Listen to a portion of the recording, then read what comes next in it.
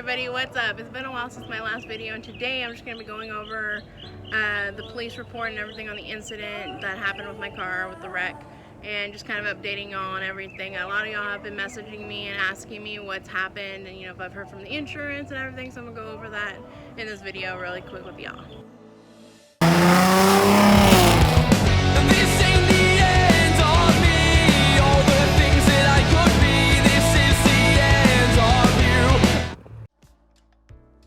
So I've been dealing with the insurance pretty much non-stop since the incident happened. They barely took the car though, like maybe 2.5 weeks ago, to evaluate it and look at all the damages and stuff, because the first evaluation was not very good. I mean, the lady was like, she got the year wrong. She just totally did not know what damages were done. She thought the front damage didn't count, which it did. My car was pristine before any of this, so she had to factor in all the whole car damages and not just the rear end.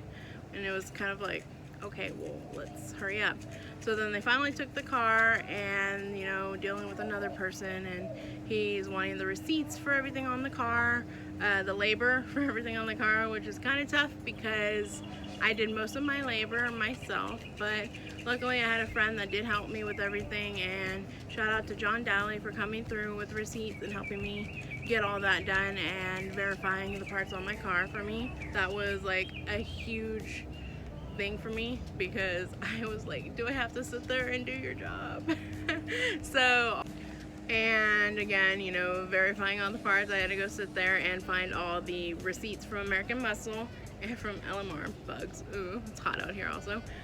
And verify all my LMR receipts, all my American Muscle receipts, and everything that was on the car. So that was pretty fun getting to see how much money I'm losing out, because with the insurance they are probably not going to give me anything close to what I want or what I deserve to get for this, since it was not my fault.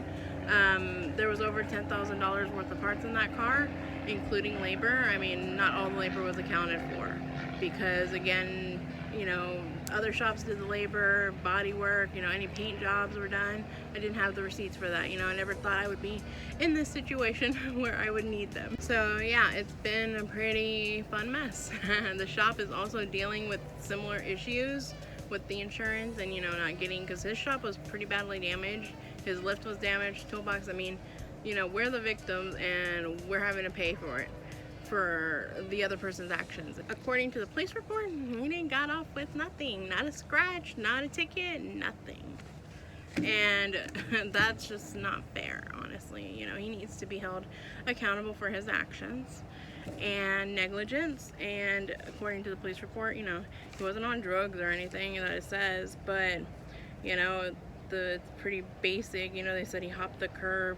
They don't know how fast he was going, but he was going pretty fast because the speed limit there is 45 on that road, and so he was probably going about 60 already on top of what happened. And it does say that he did have a seizure.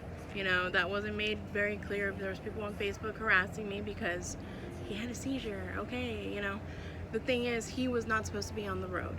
It even says he was diagnosed with seizures 2 months ago. So he was aware that he was not cleared to drive, to be on the road. He put other people's lives in danger. Luckily, nobody else got hurt. And that is pretty negligent on his part. So according to the police report, it says Unit 1, which is the driver that hit my car, was traveling northbound on US 183 North Colorado Street. Unit 1 left the roadway for an unknown reason at 701 North Colorado Street, passing through the business's parking, causing Unit 1 to get airborne. So I guess he was going that fast that he got airborne. Unit 1 collided into 2 small rental sheds, which he tore those sheds up. There was photos of those and a lot of debris on them. Unit 1 crashed through the bay door into the shop, colliding with Unit 2, which was my car, which was unoccupied. Both Unit 1 and Unit 2 sustained heavy damage. No persons inside the shop were injured. Thankfully, Dan wasn't near there. Looking forward to what the insurance says and hearing back from them on that. I'm sure they did all their investigating and got the full story also. If they don't give me what I'm looking for, what I want, what I should get, since this was not my fault, you know, I should get compensation for everything I put into that car, all my hard work that was destroyed because of somebody's negligence. That, you know, he went without being held accountable for his actions. Like, okay, yeah, he had a seizure, so they're marking it as like a medical thing. But he still was not allowed to drive, and he should be held accountable for that. And for everybody with seizures, that could possibly put people's lives in danger. Some insurance or something that we can sue and go after the shop's insurance gets the driver's insurance. And actually, the driver was not driving his car, that was his girlfriend's car, so that was their insurance. So, you know, it makes it all even more complicated than what it should have been. So I'm hoping the insurance is taking longer because they're fighting for more money. Hopefully, because they're having to fight the car's insurance, because, you know, it wasn't his car. So hopefully we can go after him and his insurance, if he has any, and fill in what the insurance for the car didn't give us. Because, you know, not only is it my car that's going after them, like, for insurance money, it's also the shops. I mean, we both have heavy amount of damage done to our properties, our livelihoods, you know. There was never an apology from the other side or any guilt, you know, from the other side. Being Lockhart people, you know what I mean? They could have gone over to the shop and been like, hey, you know, sorry this happened, you know, I wasn't whatever, I don't know, like, sorry for my actions, basically. We never got any of that. So that just shows that he didn't care. You know, he was negligent and he didn't care. And that's where the anger comes in from both sides, I think. You know, I can't speak for Dan, but I am very, very angry at what happened. I worked very hard on that car. I put everything I had into that car. So I think I should be compensated for most of everything.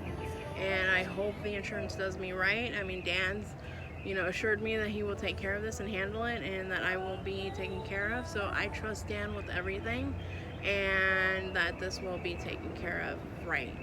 And that it won't be messy, and we'll get it done. I am looking forward to the next chapter, you know, the new car, the new content that I'm gonna be creating, everything. It is, you know, I just want to get there already. I'm tired of not having a car. The next car will definitely be iconic, just like Sinister was. So definitely excited to get started on that already. Hopefully soon. I am looking for, you know, cars and, you know, looking around. Probably gonna go to look at some dealerships and see what I find. The hard thing is I don't have money right now from the insurance, so I can't just be like, hey, you know, I got this much, this is my budget, this is what I'm looking for.